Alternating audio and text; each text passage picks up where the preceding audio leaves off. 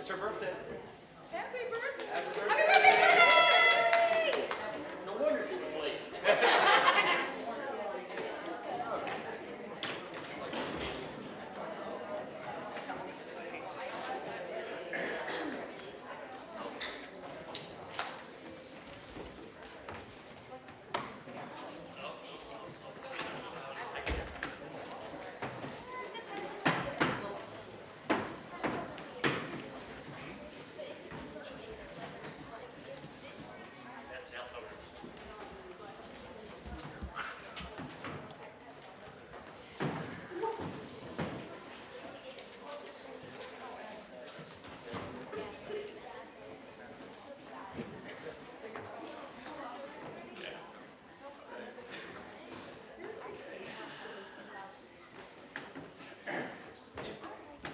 Good evening, ladies and gentlemen.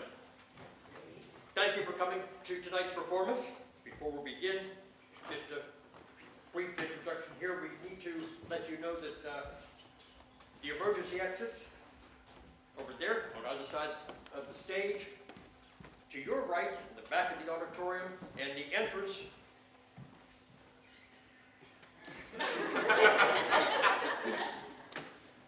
Do I need to repeat? I got it, thanks. Done, two, and the entrance can also be used as an exit, double purpose. Now, this play is called Our Town, written by Thornton Wilder, produced here by the Garrett Performing Arts Center, directed by Martha Oliver. In it, you will see the winners of tonight's lottery, Chris Schaefer.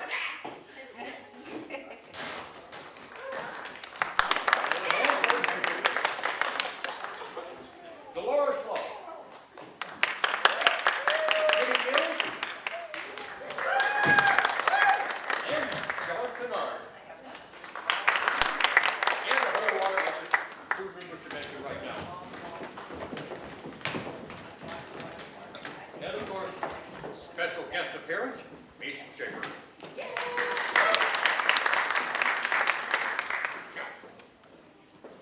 The name of our town, Grover's Corners, New Hampshire, just across the Massachusetts line. Latitude, 42 degrees, 40 minutes. Longitude, 70 degrees, 37 minutes. Now, this first act shows a date in our town. That date is May 7th, 1901. The time is just before dawn. Yep, just about. The sky's starting to show some streaks of light. light off in the east there, off behind our mountain. Morning star gets wonderful bright the minute before it has to go, doesn't it? Well, I need to show you how this town lies. Up along here, Main Street. Way over yonder is the railway station. Tracks go that way. Polish towns across the tracks. And some Canuck families. We got congregational churches there. Presbyterian just across the street. Methodist, Unitarian here. Baptist down in the holler by the river. Catholic church across the tracks. And this is our town hall and post office combined. Jail's in the basement. William Jennings Bryan once made a speech on these very steps. Now, up along here, whole row of stores. Hitching posts, horse blocks out in front. Our first automobile will come along in 5 years. Owned by Banker Cartwright, our richest citizen. Lives in the big white house up on the hill. Yeah. And there's a grocery store, Mr. Morgan's drugstore. Just about everybody in town stops into each of those at least once a day. Public schools over yonder. High school still a little further on. 8:45 mornings. Noon times and 3 in the afternoon. The whole town can hear the screaming and yelling coming from those schoolyards. This is our doctor's house, Doc Gibbs. That's his back door. There's some scenery for those people who feel they need to have scenery. And this is Mrs. Gibbs' garden. Corn, peas, beans, hollyhock, heliotrope, and an awful lot of burdock. Now, in those days, our local newspaper comes out twice a week. Grover's Corner Sentinel. This is Editor Webb's house. And this is Mrs. Webb's garden.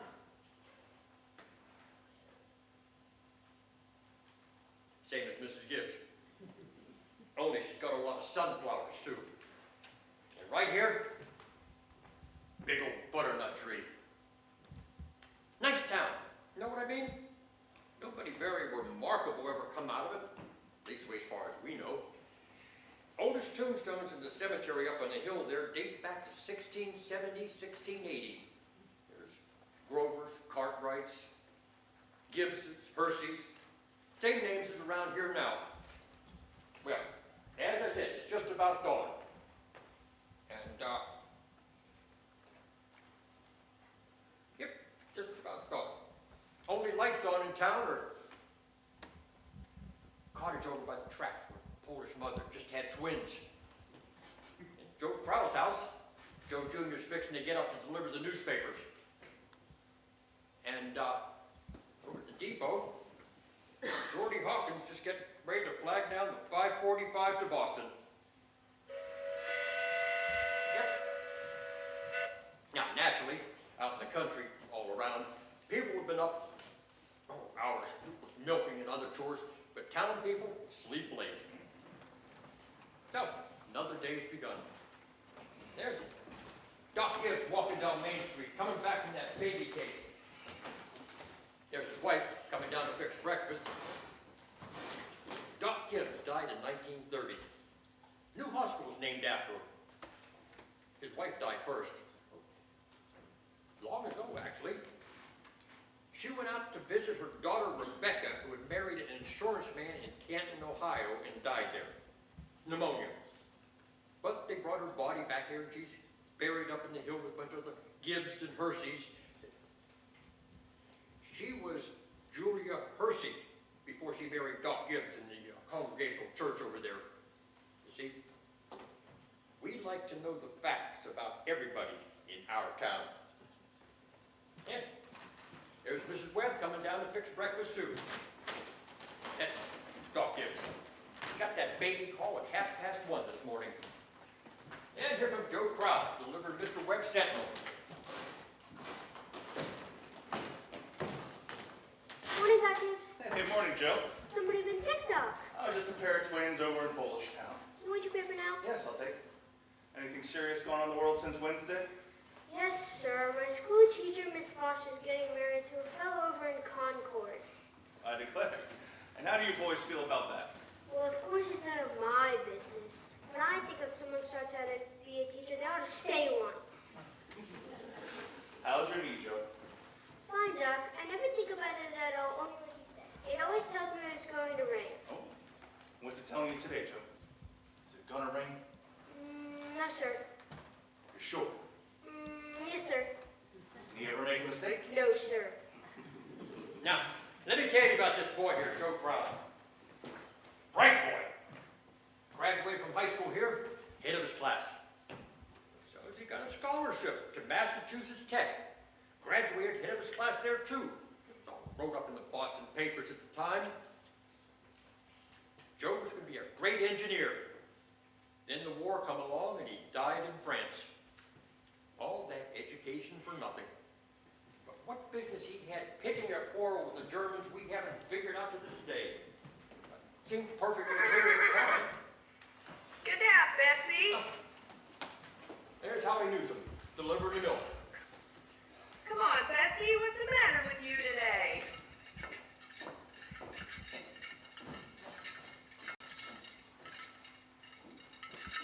Morning, Doc. Morning, Hal. Somebody sick? Oh, no. Pair of twins over Miss Gorzlowski. Twins, eh? Boy, this town's getting bigger every year. Bessie. It's gonna rain, Howie. Oh, fine day. No, that'll burn through. Oh, Bessie. Hi, Bessie. Now, how old is she now? Oh, she's going on 17. Bessie's all mixed up about the route ever since the Lockharts stopped taking their quart of milk every day. She wants to leave them a quart just the same. Keeps scolding me the whole trip.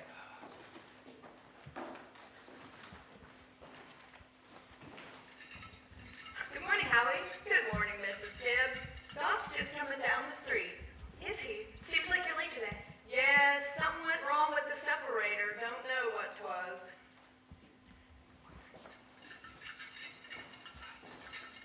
Doc? Howie?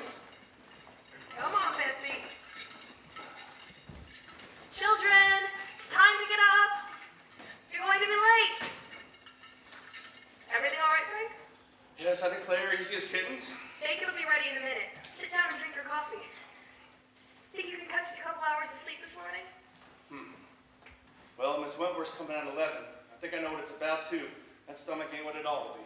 All told, you won't get more than 3 hours of sleep. I declare, Frank Gibbs, I don't know what'll become of you. I wish you would go someplace and get a real rest. I think it would do you some good. Emily, time to get up. Wally, 7 o'clock. I declare you've got to speak to George. Seems like something's come over him lately. He's no help to me at all, and I can't even get him to cut me some of that wood. Is he sassy to you? No, he just whines. And all he thinks about is that baseball. George, Rebecca, come get your breakfast. George! George, look sharp. Yes, Bob. Don't you hear your mother calling you? Well, I better get upstairs and get my 40 winks. Wally, Emily will be late for school. Wally, wash up good or I'll come up there and do it myself. Ma, what dress shall I wear? Don't make another noise. Your father's been out all night and needs his sleep. I washed and ironed that blue gingham for you special. Ma, I hate that dress. I'll hush up with you. Every day I go to school dressed like a sick turkey. Rebecca, you always look very nice. Mama, George is throwing soap at me. I'll come up there and I'll slap the both of you. That's what I'll do. We've got a factory in town too, hear it? Makes blankets. Cartwrights own it, run them a fortune. Now, children, I won't have it. Breakfast is as good as any meal of the day. I won't have you gobbling like wolves. You'll stunt your growth, and that's a fact. Wally, put away your book at the table. Mom, by 10 o'clock, I got to know all about Canada. You know as well as I do, no books at the table.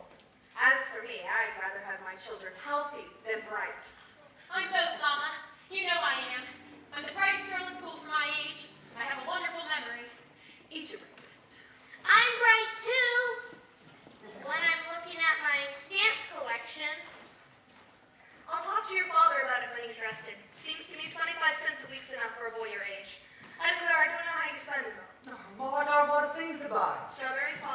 that's what you spend it on.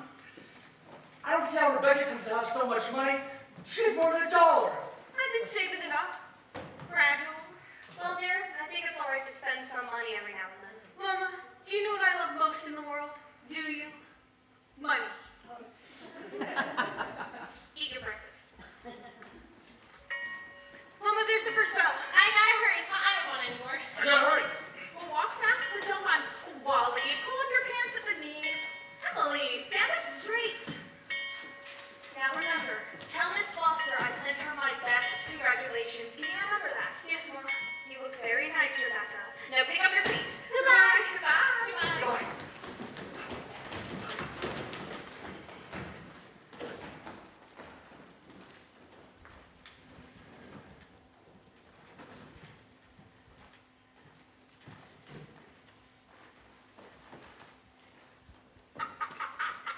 You go. Chick, chick, chick, chick, chick. Oh, go away, you. Go away.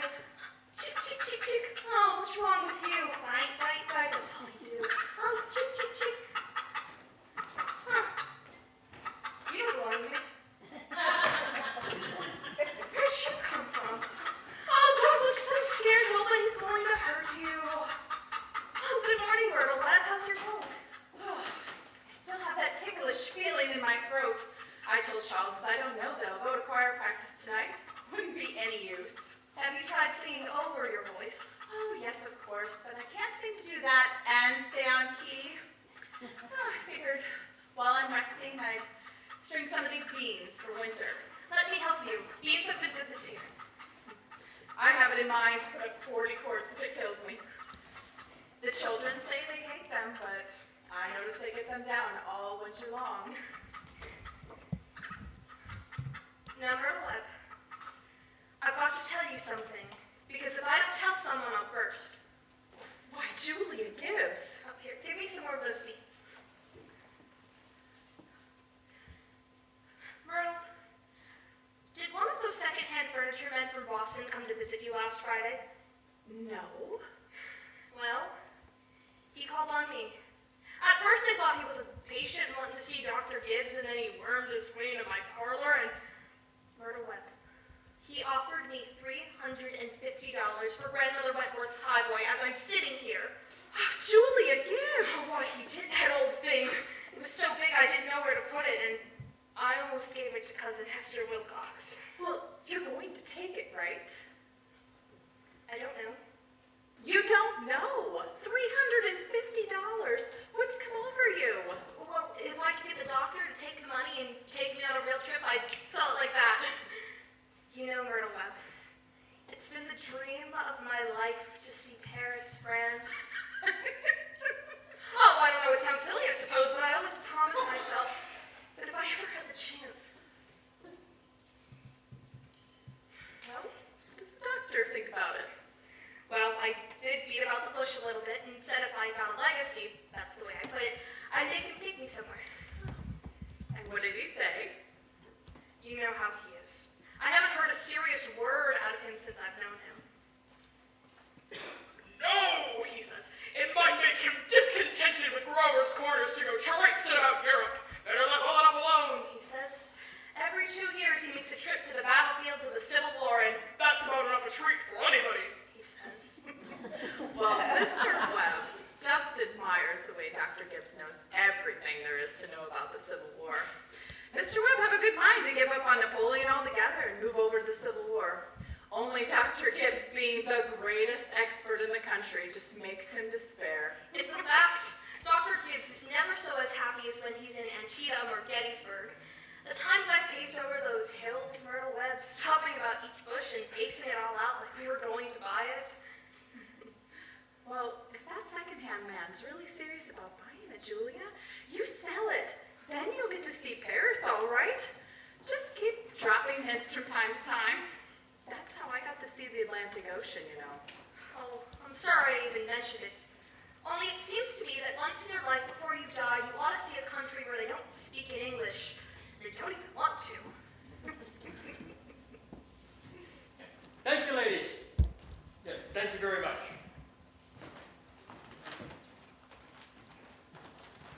Now, we're going to skip ahead a few hours here. You see, a little more information about our town. Sort of a scientific account, if you will. So I've asked Professor Willard of our state university to sketch in a few details about our past history here. Is Professor Willard here? Yes. Now, may I introduce Professor Willard of our state university. A few brief notes, if you will, Professor. I'm afraid we don't have much time. Oh, of course. Well, Grover's Corners. Let me see now. Yes. Grover's Corners lies on the old Pleistocene granite of the Appalachian Range. Some of the oldest land in the world, and well, I must say we're very proud of that. Now, a shelf of Devonian basalt crosses it with vestiges of Mesozoic shale and a few sandstone outcroppings. Oh, but that's all more recent. 300 million years? Now, some highly interesting fossils have been found. I may say unique fossils just 2 miles out of town in Silas Beckham's cow pasture. Now, they may be viewed at the museum at the university at any time. Well, that is to say, in reasonable time. And now, shall I share some of Professor Gruber's notes? No. Thank you, Professor. We won't have time for that, but how about a few notes on the history of man here? Ah, yes. Anthropological data. Of course. Let me see. Oh, goodness, no. Yes. Amerindian tribe. Early Chattahoochee tribes. No evidence before 10th century of the era. Now entirely disappeared. My goodness, that can be. Ah, yes. Possible traces in 3 families. Now, migration was toward the end of the 17th century. Hearty, brachiocephalic, blue-eyed stock, for the most part. Now, some Slav and Mediterranean. What about the population, Professor? Within the town limits, 2,640. Excuse me, Professor. Oh, yes. Yes, indeed. The population at the moment is 2,642. Postal district brings in 507 more, making it a total of 3,149. Birth rates, mortality rates are constant. By McPherson's gauge, 6.032. Thank you, Professor. Thank you. I'm sure we're all very much obliged to you. Thank you once again. Oh, Professor. Oh, goodness. Thank you. Thank you. Thank you very much.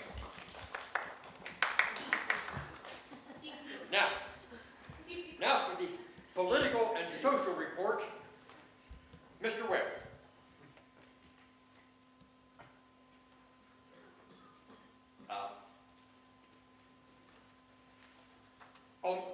Editor Webb.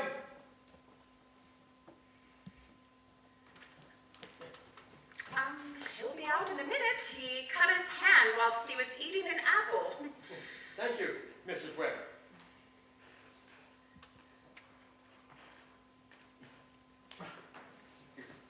Charles, everybody's waiting. Mr. Webb is the publisher and editor of the Grover's Corner Sentinel. That's our local newspaper, you know.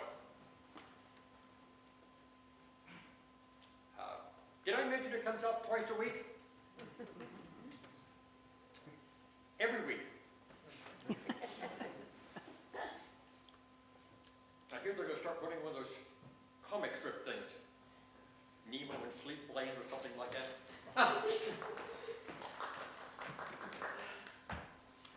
Well, I guess I don't have to tell you that we're run here by a board of selectmen.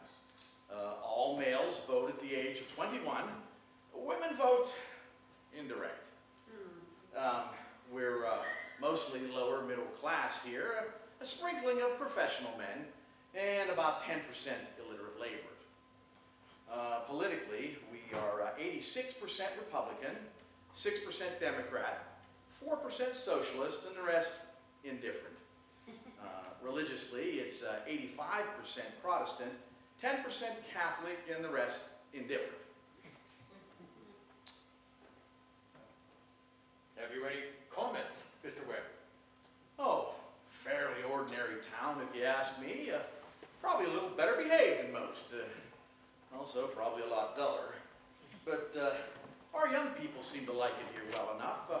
Over 90% of them choose to settle down and live here after high school graduation, even the ones that go away to college.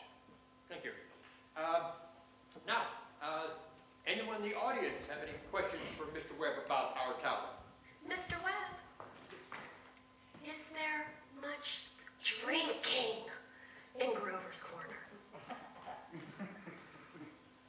Well, ma'am, I don't know what you'd call much. Saturday nights, the farm boys like to gather down at Ellery Greenhour's stable and holler some. And, oh, we've got one or two town drunks, but they're always having remorses every time an evangelist comes to town. No, ma'am, I'd say liquor hasn't got much of a place in our town, except in the medicine chest. Right good for snake bites. Always has been. Thank you, Mr. Webb. No. Is no one in town aware Could of... you come down, please? Where everyone can hear you? Now then, what were you saying? Is there no one in town aware of social injustice and industrial inequality? Oh, yes, it's something terrible. Seems like everyone's always talking about who's rich and who's poor. Well, then why doesn't someone do something about it? Well, I don't know. Seems like we're all trying to figure out a way that the diligent and sensible can rise to the top and the lazy and quarrelsome can sink to the bottom. But it ain't easy to find. So, meanwhile, we just do all we can to help those that can't help themselves, and those that can, we leave alone. Are there any other questions? Mr. Webb, Mr. Webb, Yes. is there any culture or love of beauty in Grove's Corner? Well, ma'am, no, not much. Not in a sense that you think. Oh, come to think of it, there's a couple of girls that play the piano at high school commencement, but they ain't happy about it. No, as far as culture, this is probably a good time to tell you that we like things of a kind here. Oh, we like to watch the sun coming up over the mountain in the morning. And, we just love the birds. We pay a great deal of attention to the birds. On the Four Seasons, we all know about them. But kind of thing you're looking for, ma'am, no, there isn't much. Robinson Crusoe in the Bible, Handel's Largo, we all know them, and Whistler's Mother, but I'm afraid that's about it. So I thought. Thank you. Yes. Thank you, Mr. Webb.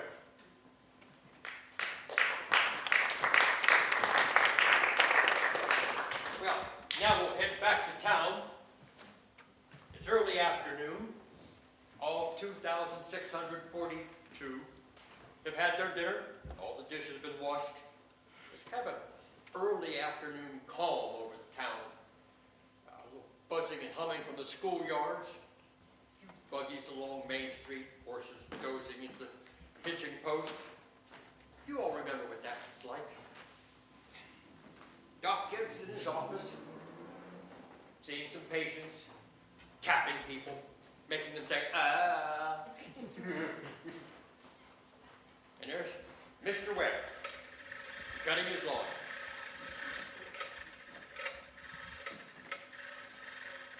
One man in 10 thinks it's a privilege to push their own mower.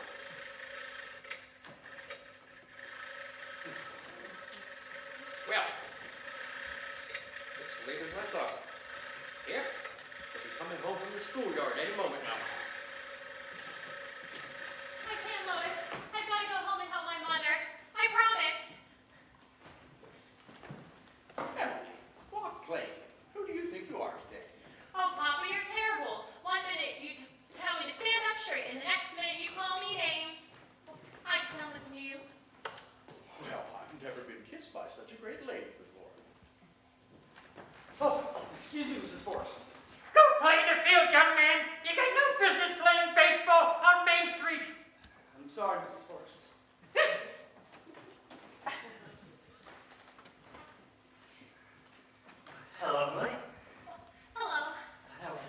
teaching me in class? Well, I was really ready to talk about the Monroe Doctrine, but at the last minute, Miss Cochran made me talk about the Louisiana Purchase instead. I worked an awful long time on both of them. Yeah.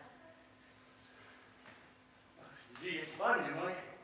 From my window up there, I can just see your head next to you doing your homework over in your room.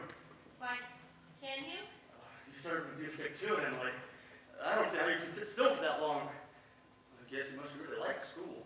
Well, I always feel it's something you have to go through. Yeah? I don't mind it, really. It passes the time. Yeah? Say, Emily, what do you think? We can work out a kind of telegraph from your window to mine. And maybe once in a while you could give me a hint or two about one of the algebra problems. Oh, no, I don't mean the answers, Emily, of course not. Just a little hint. Well, I think hints are allowed. So, if you get stuck, George, you whistle to me. I'll give you some hints. Emily, you're just naturally bright, I guess. I figure it's just the way a person's born. Yeah. But see, I want to be a farmer. And my Uncle Luke says whenever I'm ready, I can just come down and work on his farm. If I'm any good, I can just gradually have it. You mean the house and everything? Yeah. Thanks, Emily. I guess I better get off the baseball field. Thanks for the talk. Good afternoon, Mrs. Webb. Good afternoon, George. So long, Emily. So long, George.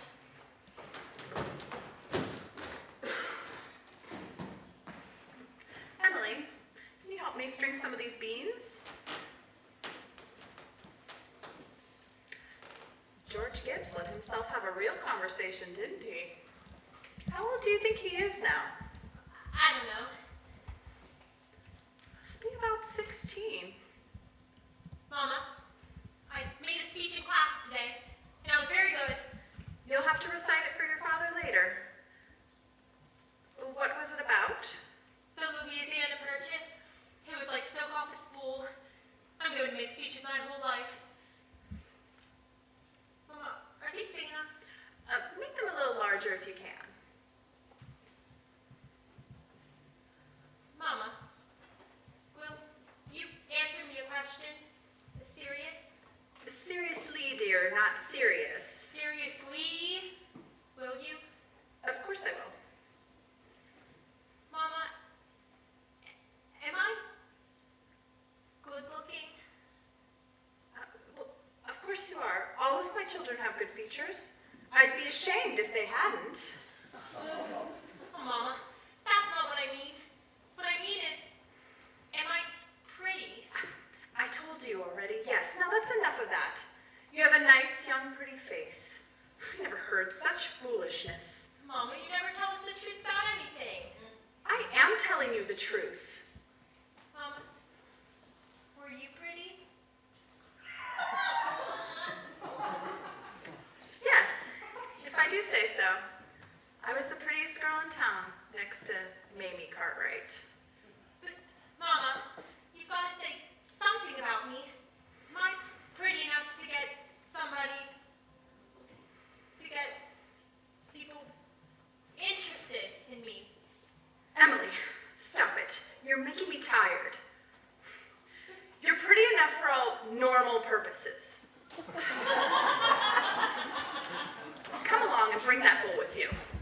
Oh, Mama, you're no help at all. Thank you. Thank you, ladies. Need to interrupt here again. Once again, thank you, Mrs. Webb, Emily. You see, there are a few more things about our town we need to explore. And, well, I guess this is the time to tell you that the Cartwright interest have begun building a new bank in town. Had to go to Vermont for the marble, I'm sorry to say. And they asked a friend of mine what they should put in the cornerstone here for people to dig up 1,000 years from now. Naturally, they put in a copy of the New York Times and Mr. Webb Sentinel. Now, we're quite interested in this because some scientific fellows have found a way of preserving all that reading material by painting it. kind of glue, silicon glue, to make it last 1,000, 2,000 years.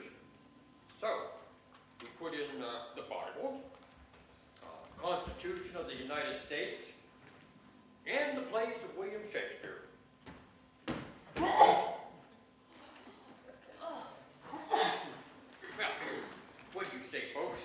Now, what do you think? At one time, Babylon had over 2 million people. But all we know about them is the name of a few kings, contracts for wheat, contracts for the sale of slaves. But every evening, the whole family gathered around the supper table. Father come home from work, smoke go up the chimney, same as here. Same with Greece and Rome. All we know about their real life is what we can piece together from some of their joking poetry and comedies they wrote for the theater at that time.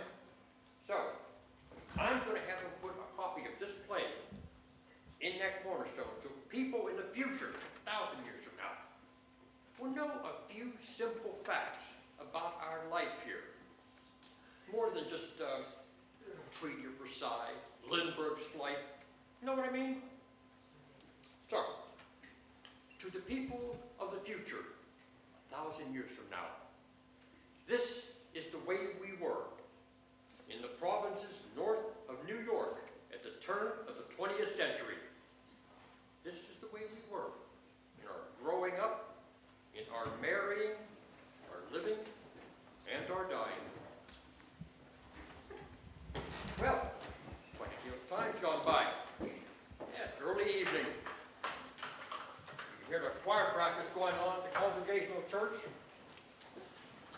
Children at home doing their schoolwork. Yep, days running down like a tired clock.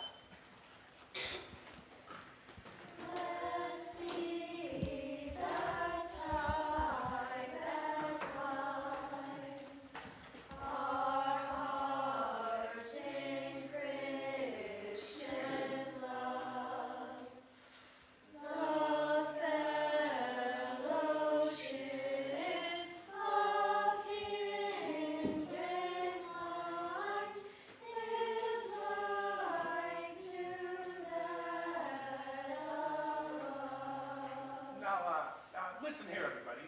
Music comes into the world to give pleasure to people. Yes, yes.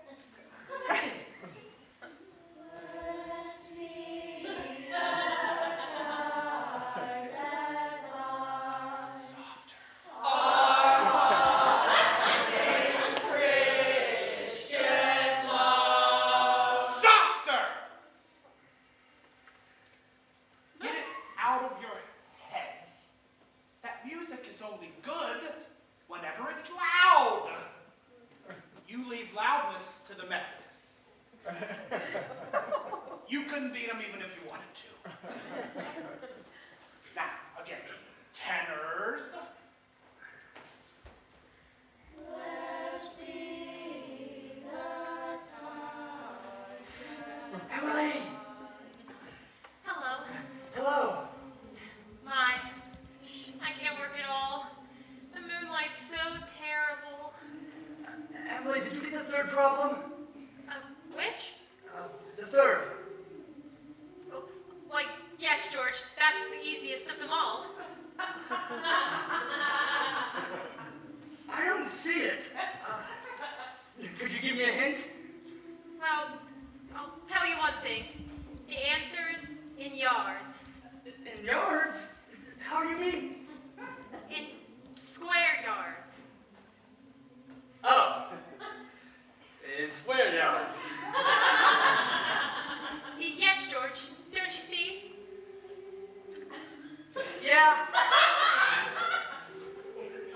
In square yards wallpaper. Wallpaper? Oh, I see. Oh, thanks, Emily. You're welcome. My, isn't the moonlight terrible? And choir practice going on? Well, I think if you hold your breath, you can hear the train all the way to Kentucket. You hear it? What do you know? Well,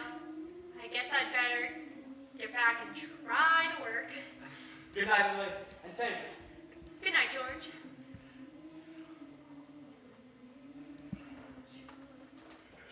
That's better. Not a miracle, but better. Now, before I forget, how many of you are available on Tuesday evening to sing at Jane Trowbridge's funeral? I mean, wedding. Show of hands, please. Show of hands.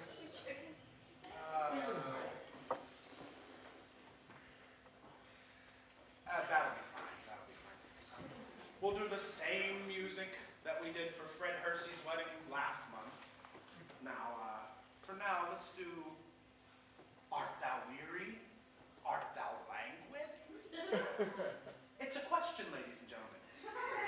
Make it talk. Ready?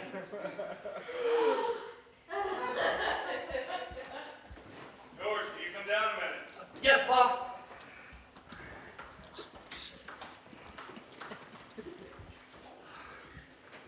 Go ahead and have a seat. I won't keep you a minute. George, how old are you? Well, I'm 16. I'm only 17. Huh? And what do you want to do when school's over? Well, you know, Pa, I want to be a farmer on Uncle Luke's farm. Huh? You'll be willing, will you, to milk and feed the stocks, and you'll be able to hoe and hay all day.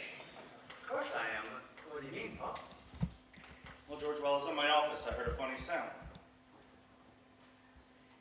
What do you think that sound was? It was your mother chopping wood. There you see your mother getting up early, cooking meals all day long, washing and ironing, and still she has to go out and chop wood.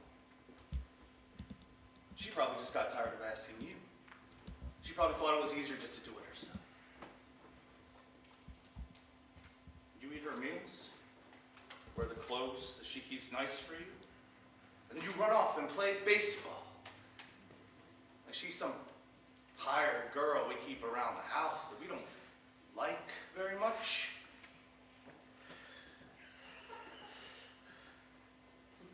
I knew all I had to do was bring your attention to it.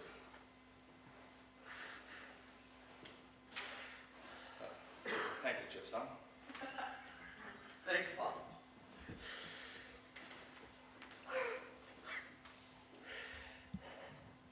I've decided to raise your spending money 25 cents a week. Not, of course, for chopping wood for your mother, because that's a present you give to her, but because you're getting older now, and I think there must be ways you find to use it. Tomorrow's your payday, you can count on it.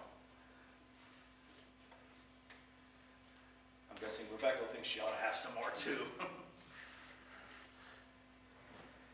wonder what happened to your mother. Choir's never been this late before. Only 8:30, Pa. I don't know why she's in that old choir. She hasn't any more voice than an old crow. Traipsing around these streets this hour of the night. I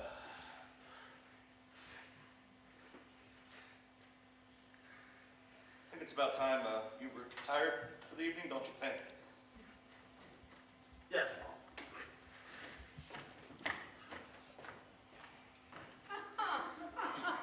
Jane's dead? No. She got married last month. Oh. I think Fred Hershey's the one they married. Unless they're worried about her. Oh, good night, Martha. Oh, good night. Oh, good night, Mrs. Foster. I'll tell Mr. Webb. I'm sure he'll want to put it in the paper. Good night, Irma. Oh, my,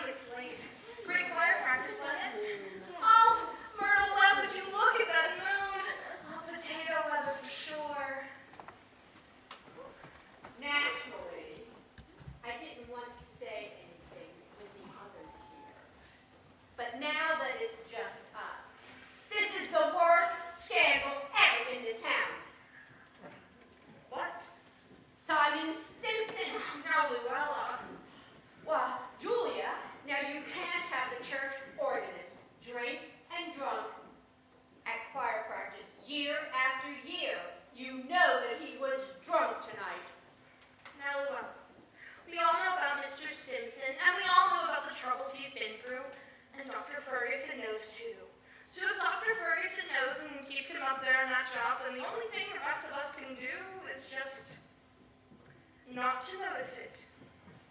Not to notice it? Why, it's getting worse. It is not getting worse, Llewellyn. It's getting better. I've been in that choir twice as long as you have. Doesn't happen near so often. My, you hate to go to bed on a night like this.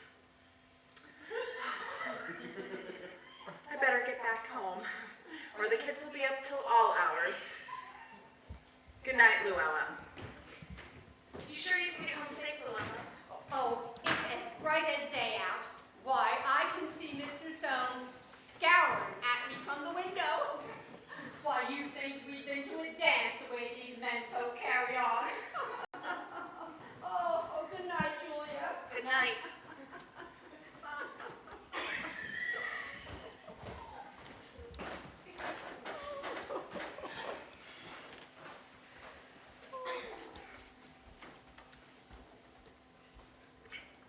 Well, we had a great time. You're late enough. Why, Frank didn't get any later than usual. And you stopping at the corner store to gossip with a lot of hands. Now, Frank, don't be grouchy. Come on, let's run the heliotrope in the moonlight.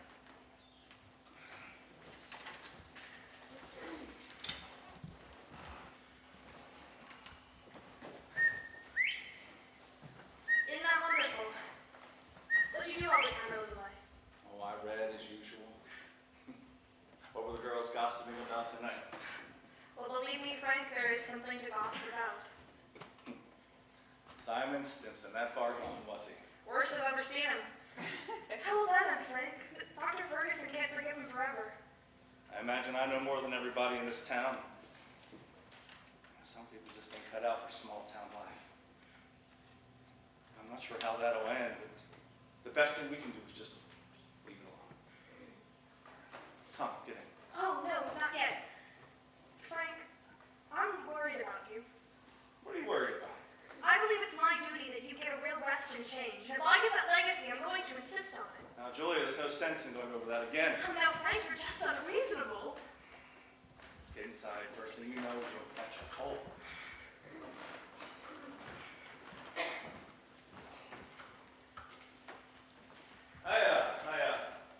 Hey, George, piece of my mind tonight.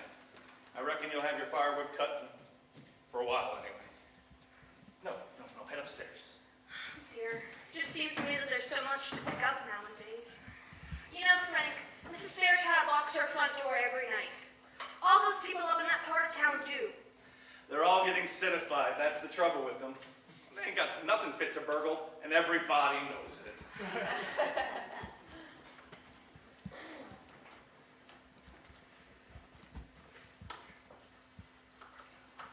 Oh, Rebecca, get on out of here. You know there's a living room for one at this window. You're always spoiling everything. Well, let me look. Just a minute. Use your own window. I did, but there's no moon there. George, do you know what I think? Do you? I think maybe the moon's getting nearer and nearer, and there's going to be a big explosion. Rebecca, you don't know anything. If the moon were getting near, the men up all night with the telescopes would see it first, and then they'd tell about it, and it'd be in all the newspapers. George, is the moon shining over South America, Canada, and half the whole world? Well, probably is.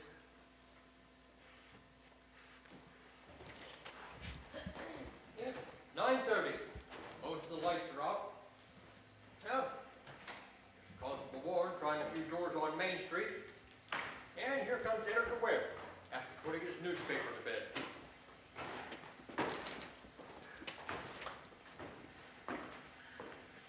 Evening, Bill. Evening, Mr. Webb. Quite a mood, isn't it? Yep. Town all settled down for the night? Simon Stimson's been rolling around a little. Just saw his wife moving out to hunt for him, so I looked the other way. There he is now.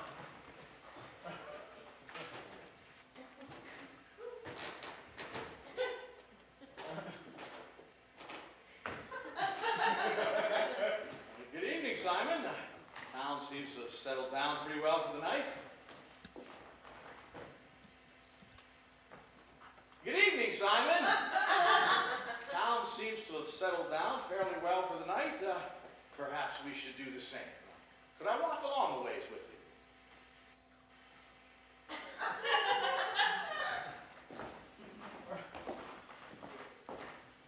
Good night. I don't know how that's gonna end, Mr. Webb.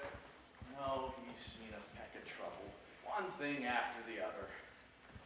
Say, Bill, if you see my boy smoking cigarettes, just give him a word, will you? He thinks the world of you, Bill. I don't think he smokes no cigarettes, Mr. Webb. At least weighs no more than 2 or 3 a year. Well, that's good then. Good night. Good night, Mr. Webb.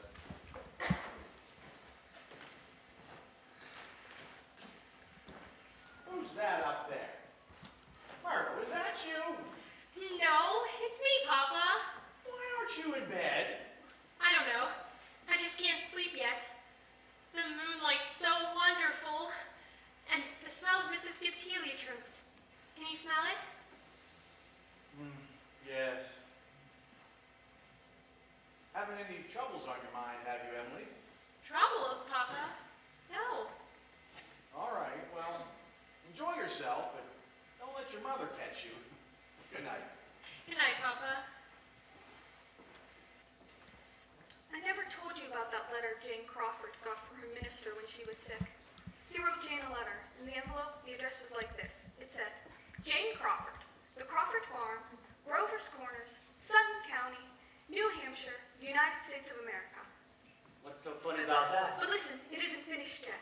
The United States of America, continent of North America, the Western Hemisphere, the Earth, the solar system, the universe, the mind of God. That's what it said on the envelope. What do you know?